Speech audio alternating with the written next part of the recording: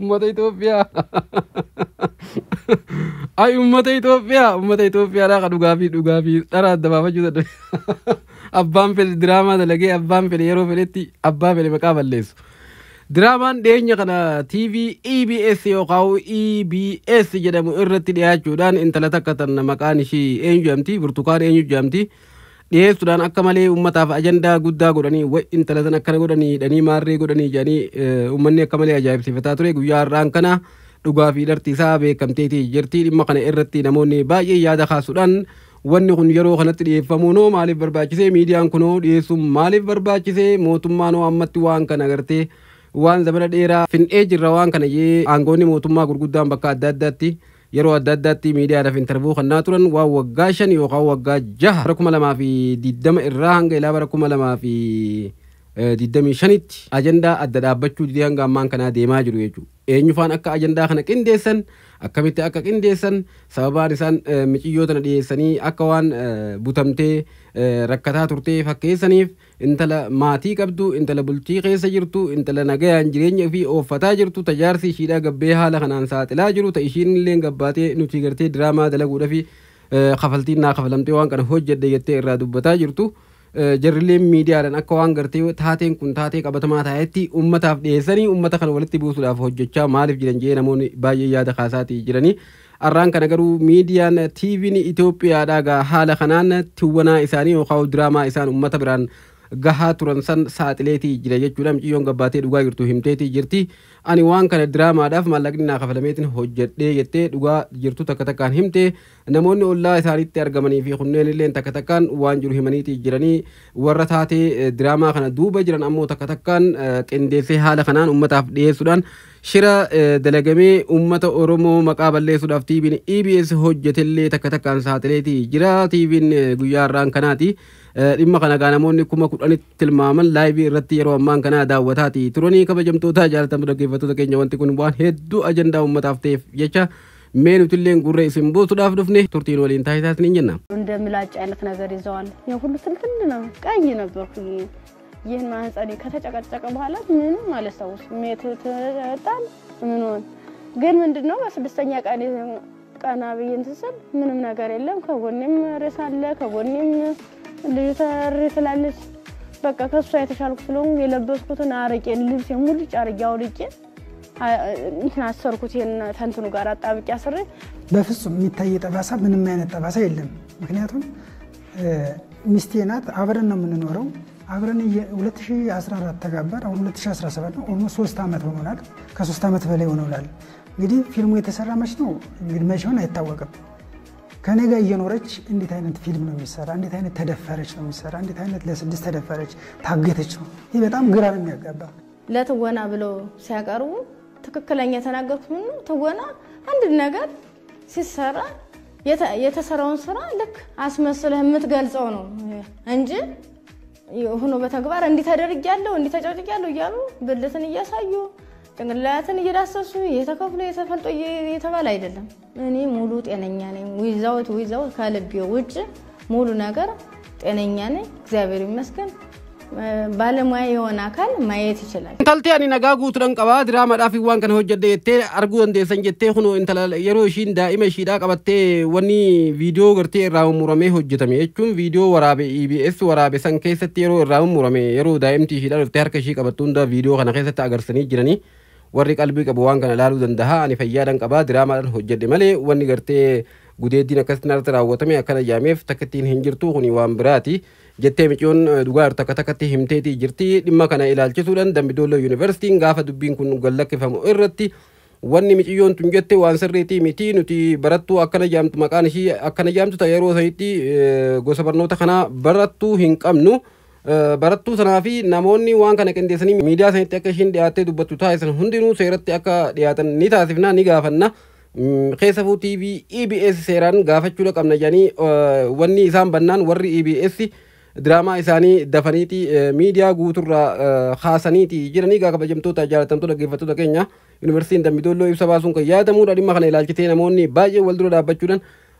gochaan kun maaliif yeroo kanatti gabbaa'uun barbaachise ummata maaliif walitti duulchisuun barbaachise waan jaamu irratti gaa gaafii garagaraa wal dura dhaabbachuudhaan wal gaafachaati jirti Oromooni.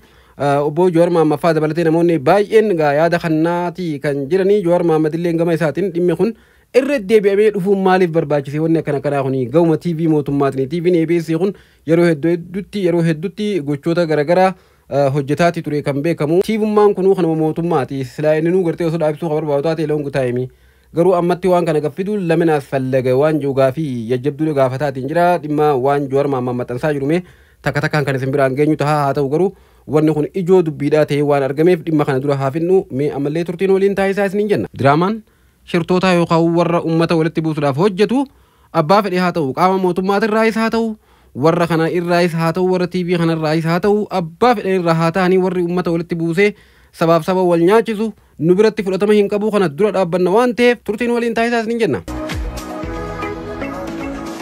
ሐዋሳ ዩኒቨርሲቲ እየተማረች እያለች 2014 ላይ ህዳር ወር ላይ ህዳር 5 ትዳራችንን ክፍለ ሀገር እናትና አባቶቻችን ባሉበት ከዚህ አብረን ሄድን። እሷ ከሐዋሳ መጣች። ከዚህ አብረን ሄድና ክፍለ ሀገር ላይ እናትና አባቶቻችን ባሉበት በሀገራችን ባህል ወግ መሰረት እዛ ታድረን እዛ ተጋብተን የተወሰነ እዛ ቆይተን ተመልሰን ድጋሚ መጣን ወደ አዲስ አበባና አዲስ አበባ ስንመጣ ቤት ተከራይተን መኖር ጀመርን።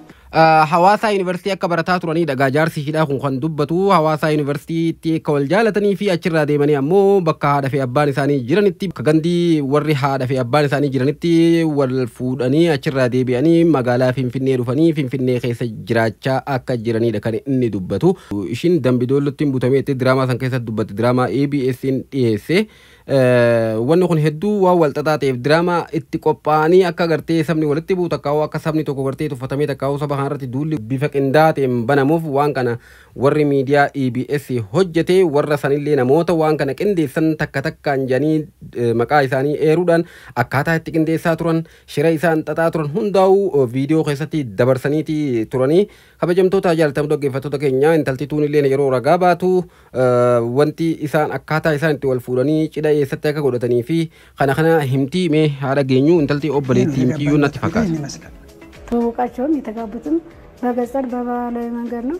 ግን ወደ በፍነት እንትን አላቸው የትዳር ሰርቲፊኬት ዘሰርግ ምናምን ነበር ስቱዲያቸው አዲስ አበባ ነበር። ከዚያ ቤተሰብ ዶ እዛው ተደረገላቸው ተጋብተው ነው የመጡት። የእናት አባቶቻችን የዘመዶቻችን የጎረቤት የሁሉም ፎቶ ከኛ ጋር ከሷ ጋር የተነሳ ፎቶ አለ አንደኛ ማስረጃ። ከዛ ሲከተል ደግሞ የጋብቻ ሰርቲፊኬት አለ የምስክር ወረቀት እነሷ በስነ ስርዓት ተጋብተን ባልና ሚስት የመሆናችንን የሚገልጽ ዶክመንት እንዳለን። ሁለተኛ ሲቀጥል የልጃችን የልደት ካርድ አለው የኔና የሷ እንደሆነ የልደት ካርድ አለ። ስለዚህ የሰርጋችንን ፎቶ አለ ሶፍት ኮፒ የሰርጋችን ፎቶ አለ የቤተሰብ ፎቶ አለ የተጋባንበት ነገር አለ በቂ ማስረጃ አለ። 2014 ህዳር ላይ ቤተሰብ ጋር ሄደው ነው የተጋቡት። እዛ ተጋቡ። ከዛ ወደ አዲስ አበባ ተመለሱ መኖር ጀመሩ። ትዳር ጓደኛ የመጀመሪያ ነው። ከሱ ውጭ ማንንም አላውቅም። ብዙ ወሬዎችን ባወራም ግን የኔ ነው ብዬ ያስኩትኝ ከሱ ውጭ ምንም የማውቀው ነገር የለም። የመጀመሪያው ነኝ። ልጃገረድ ነበር። ነፍሰ ጡር ሆኜ ነው ጋብቻ የተፈጸመው። ምክንያቱም እኛ ከቀራረባችን አይተነሳ ለዛ ቀጥታ ጎጃም ሄድን። ሰርጋችንን ካሰረግን በኋላ ተመልሰን የጋብቻ ሰርቲፊኬቱን ይዘን ወደ አዲስ አበባ መጣን። አዲስ አበባ ከመጣን በኋላ ወደ ሐዋሳ መሄድ አልፈለኩም። አንደኛ ትዳር ይዣለሁ፣ ሁለተኛ እህቶች እዚያም ስላሉ ኦፊሻል እንዲላክልኝ እዚህ ማመቻቸት ስላለብኝ አዲስ አበባ ማለት ነው እንጂ እዚያ ቀጥታ በአካል አልሄድኩም። ልጅ እንደተወለደ በሁለት ቀን በሶስት ቀን አካባቢ ይመስለኛል እሷን አሟት ሪፈራል ወደ ባህር ዳር ፈለገ ጊዮን ወይም ጠበቀ ጊዮን የሚባል ሆስፒታል አለ። ወደዛ ሪፈር ተላከላት። በሽታው ምን እንደሆነ አልታወቀም። እዛ ሲሄድ ግን አንድ ሳምንት በኋላ ሁለት ሳምንት በኋላ የልብ ኬዝ እንዳለ ተነገረ። ቅዱስ ጳውሎስ ሪፈራል ላኩላት። ከቅዱስ ጳውሎስ ተከታተለ ቆይታ ደግሞ ጴጥሮስ ስፔሻሊቲ ሰርጀሪ ተሰራላት ልቧ። ስለዚህ ከዛኛው መረጃ ልብ ኬዝ እንዳለባት ትክክል ነው። ሌላው ትክክል አይደለም። የልብ ታካሚ ናት። እኔንም ማስተረዳት እኔንም ማግዛት ከምናውን ከበር ማድረግላት እኔ ነኝ። አብረው እየኖሩ ልጃቸውን እያሳደጉ እሷ ከወሊድ በኋላ ልብ ኬዝ ተፈጠረ። እሱ እያሳከማት ክትትል አላት። ሁሉ ነገር የሚያደርግ እሱ ነው የመድኃኒት ሁሉ ነገር የሚሸፍን የሚያሳክማት እሱ ነው Hawaasa University ergan naafini Gojjam ene wal fuudhaaf deemne booda universitiin deebine ettee bakki ishiin itti barataa turte Hawaasa University akka taate qabatamatti himteetiin jirti ilmi isaaniitillee sartifikeeta gaafa dhalatu akka qabu himteetii jirti waa hedduullee diraamaa keessatti dubbadhu garuu dhugaan jirtu tana akkasti beekaa jaanii garuu dhukkubsataa akka turte diraamaa san keessatti waa'ee dhukkubaatillee dubbattee jirti garuu dhukkubsatuun waa'ee onneeti fi kana dhukkubsatuun ishiidha dhugwadha kanallee anaatu wal'aanaa jira jeeti himee jira abbaan warra ishee kuni diraamaa gabaabdumatti diraamaa akka dalaganii fi amma ammoo wanti ammaan kana deemu miciyyootana warri diraamaa irratti hojjetee shirri isaanii kun jala saaxilamee EBS warri hojjetanilleen seeraan gaafatamee tokkoffaa ayjaan yookaan dura ta'an EBS kan jaamuu fi namoonni 15 warri shakkaman seeraan akka gartee gaafatamaniif himanni irratti banamee akka to'annoo seeraa jala oolfamanii jiran guyyaa kaleessa oduun baateeti turte arraan kana ammoo diraamaan isaanii akkamitti akka hojjete namoota itti dhiyeenya qabanii fi haadha warra miciyyoo diraamaa keessatti hirmaatte fi warra obboleettii miciyyooti fi akkasuma ammoo namoota ishee beekan takkaan yeroo isaan gabbaasanii shira isaan dalagan san akkamitti akka dalagan diraamaa kana qarshii meeqa fudhatanii namoonni gaara geeffamanii akka waan dubartii gudeedanii fakkeessuudhaan waraaban sunillee qarshii 800 fudhatanii akka hojjetanii fi kana hunda takkaan diraamaa isaanii kana saaxilaniiti kan jiranii yeroo isaan diraamaa kana hojjetaa jiranitti gaa wanni kana mootummaan shira kana dhoksuudhaaf nu gartee diraamaa akkana kana hojjetaa ture naamin janii yeroo isaan viidiyoo garagaraa kaleessa hojjetaa turan agarreeti jirra garuu dhugaan jirtu dhugaa odoo agarruu kun dhugaadhaa miti jechuun sobaa miciyyoon alaa kulli haal warra butame sanirraa himiti diraamaa maallaqa kafalamee fi hojjetee diraamaa san garuu dhugaa fakkeessanii warra butame san fakkeessanii warri EBS haala saniin dhiyeessuun EBS guutumaan guututti takkaa'u akka cufamu takkaa'u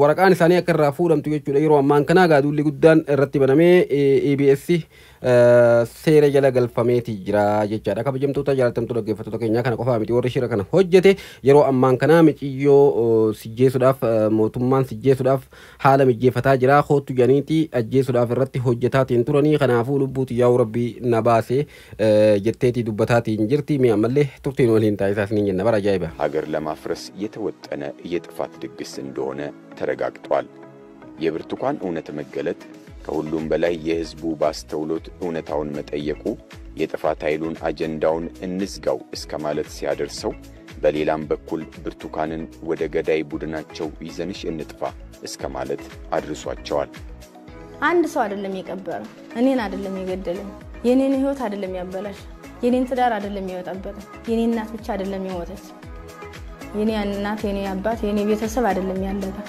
ሙሉ አገሪቱ አገር ውስጥም ያለ አገር ውጭም ያለ ሙሉ ነው የተቀበረ የተሳሳተ መረጃውን የከልቤን ያዘንኩት በቤተሰቡ ስም ሁሉም አንገቱን ይደፋው እኛ ብቻ አይደለም አገሩ በሙሉ ምክንያቱም እኛ ቤተሰቦችን ሳይማሩ አስተምረውናል ርቀት መንገድ ነው ስንቅ ተሸክመው ማለት ምን ለማለት ብቻ ቃላት የለኝም ከምናገረው በላይ ማለት ነው እኔ ማለት ያው እንደኔ ማለት እኔ ምኖር ለቤተሰብ ይከብር ተከብሮ የሚኖር እናት አባትም ሞቷል ማለት እኔ ከባድ በዛ ላይ የልጅ ነገር ከነገ ወዲያ ታሪኩ ቆይቷል አባት እያለው እንዲህ አይነት ታሪክ ለልጅ መቀመጥ አልነበረበት ብቻ ግን ይሄ ነገር እኛውም ህዝቡ እንዲያውቀው እንዲረጋጋ ታሪክ ውሸት እንደሆነ ልጁን የሚያሳድግ አባት እንዳለው ባንክ ነው የሚሰራው ምንም አይቸግራቸውም ሁሉ ነገር አሟልቶ አስፔዛ እንኳን እስከ ቤት ድረስ እየመጣለት ነው የምትኖር ስለዚህ ያው የልጁን ነገር ይሄን ነገር ሲሰማ ምን ማለት እንዳለበት እንግዲህ አባቱ ራሱ ጥያቄ ውስጥ ነው ማስተላለፈው መልእክት እንግዲህ መደጋገም ባይሆን ትክክለኛ መረጃ እንዳልሆነ ፎልስ ኢንፎርሜሽን እንደሆነ ልጅቷ እናትና አባት እንዳሏት እንዳልታገተች ተደፍራ እንዳልወለደች ልጁ የኔ እንደሆነ ሁሉ ሙሉ ዶክመንት የኔ እንደሆነ ልጁ እንዳለን የተጋባንበት ሰነዶችም የልጃችንም ዶክመንት ሰነድ እኛ ጋር በእጃችን እንደሚገኝ እና ህዝቡ ላይ የተሰራጨው ነገር የፖለቲካል ኢሹ ስለሆነ ህዝብን ከህዝብ ሀገርን ከሀገር ሀገር ማለት እንግዲህ ሁሉም ያውቃት ናት ሀገር ከሌለ መኖር አንችልም ስለዚህ ሀገርና ሀገር የፖለቲካል ኢሹ ስለሆነ ይሄኛውን ለማራገብ ትክክለኛውን ኢንፎርሜሽን እንዲሰራጭ ነው የምፈልገው ስለዚህ የመሆን አለበት። ያኛውን ባለፈው የተወራውን የመቀልበስ አለበት። የኛው ትክክለኛው ኢንፎርሜሽን ይወጣና ለህዝቡ ማስተባበል መናገር ያስፈልጋል። ምክንያቱም ህዝቡ እውነቱን ሐሰት አላየው ሚዲያ ላይ ወጣች። ያን ሚዲያ ይዞ ሚዲያው ደግሞ እውነት ነው ተብሎ ስለሚታሰብ ትክክለኛ መረጃ ይቀርባል ብሎ ስለሚያስብ ህዝቡ ያኛውን እያዘ በየእንትኑ እንትን አለው። ስለዚህ ትክክለኛ ኢንፎርሜሽን አይደለም፣ መስተካከል አለበት ብዬ ነው የማስበው። kabajamtoota jaalatamtoota dhaggeeffattoota keenya kan dhageessan kuni diraamaa isaan jala fashalsansanidha. Guyyaa irraan kanaagaa namoota 8,000 namoota 10,000tti dhiyaatantu TV Itoophiyaa irratti yeroo silaa namni ammaan kana halkan irraa yeroo akka Itoophiyaa sa'a 4tti jechuudha laayivii dabraatiin ture waan kana uummanni jala taa'ee akka malee nama 8,000 oliin dhaggeeffataatiin turanii diraamaan kun diraamaa uummata walitti buusuudhaaf hojjetame akka ta'e saaxilameetii jira. Garuu yeroo kanatti maaliif barbaachise? Eenyu qaama kana duuba jira? Maaliif wanni kun hojjetamaatiin jira? Wanni kun bara dheeraa dila kana aangoonni mootummaa bakka garagaratti yaada garagaraa kaasanii irraa dubbataatiin jiranii qaamni ijoollee gartee Dambidolloo san bute hanga ammaan tanaa hin baramne ammatti maaliif barbaachise waan jedhuun Jowaar Mohaammed illee barreeffama gabaabaa amma irra deebiidhaan waan namni ergaafee jiru information garagara dhiyeessaatii jira.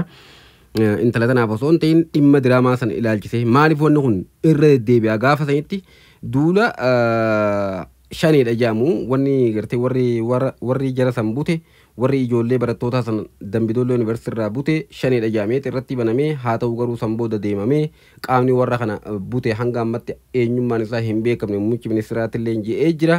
Haa ta'u garuu Biraanuu Juulaa yookaan Fiild Maarshaal Biraanuu Juulaa dhiyeenya kana ammoo maarree caalaa garee faannoo kan caalaa jedhamuun durfamuutu butee jedhee dubbateetii jira. Haa ta'u garuu warri kuunillee nama 15 fi akkana seera jala oolchineetiin jirra. Wanni sun diraamaadha yookaan nama 20 takka gallakkisiifneetii jirra. Namni hafee nama 3 moo nama 4 jaaniitii jiranii garuu haa ta'u malee maatiin warri jalaa butame jaamee hanga ammaan tanatti gariin isaanii bo'aatiin jiranii. Wanni kun irra deebi'amee yeroo garagaratti dhiyaatuun maaliif barbaachise? Tokkoffaa gaafa san garee Oromoo irratti duula banuudhafi ammaan tana ammoo garee Oromoo tana ofitti yaamanii garasitti akka isaan duulaniif ofitti yaammachuudhafi kanaafuu lamanaan kooban jettee waan jedhuun barreeffama obbo Jowaar Mohaammed gallakkiseetu jira. Kanaafi yaada namoota baay'ee wantoota dhimma kana ilaalatan wal qabatu gaggabaabsinee kan isin biraan geenyuun ta'a. Gabaabdumatti diraamaan dhimma burtukaan jedhamu wajjin wal qabatu diraamaa kijibaa akka ta'e qabatamatti adda baafanneetii jirra. Kanaasumaan akka hubattan isin gaafanna. Jowaar Mohaammed yaada irratti kannatee yaadota dhimma kanaa ilaalchisuudhaan barreeffamoota garagaraa gallakkisaa jiru takka takkaan kan isin biraan geenyu ta'a. Viidiyoo kana kanumaan goolabna waan waliin turtii taasiftaniif hedduu galatoomaa isiniin jenna. Nagaan nuuf tura.